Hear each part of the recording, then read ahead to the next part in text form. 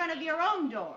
I'd be very happy to, Mrs. Ricardo, only that this happens to be your washing machine. Oh, no. Oh, no, you don't. Put it right over there where it belongs.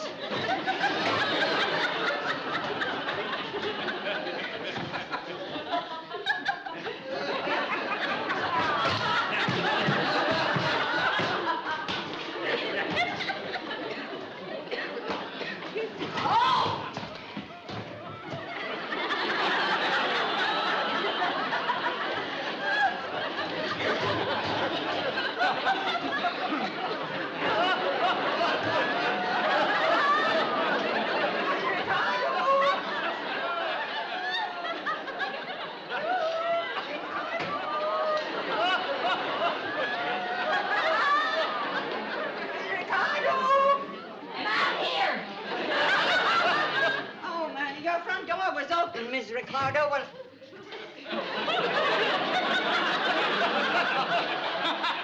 Good morning, Mrs. Mertz. Good morning. What are you doing?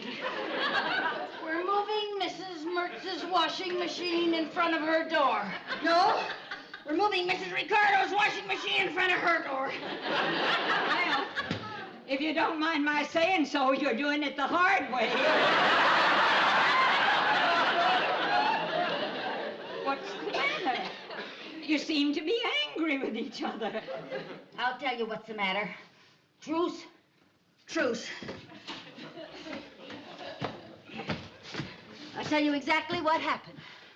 Ricky bought me a new washing machine, and the Mertzes insisted on buying our old one. And then they got it over into their place, they ruined it, and they refused to pay for it. Oh, that isn't the way it happened at all. As a favor to them, we allowed ourselves to be talked into buying this piece of junk, and when we got it home, it fell apart. What do you mean it fell apart? What do you mean we talked you into it? Oh, that's... You did talk us in. Begged. Oh, practically begged. You said that. Well, that's not what I said. Why don't you get some new beg? You beg. Why, Mrs. Ricardo, your temper is as hot as your red hair. Well, what about hers? Oh, mine's as cold as your dark roots.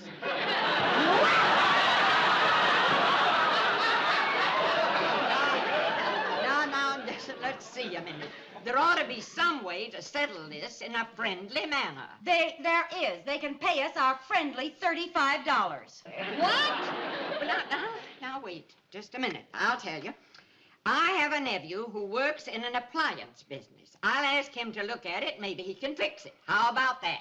Don't ask me. It isn't my machine. She can do anything she wants to with her washing machine. It is none of my business.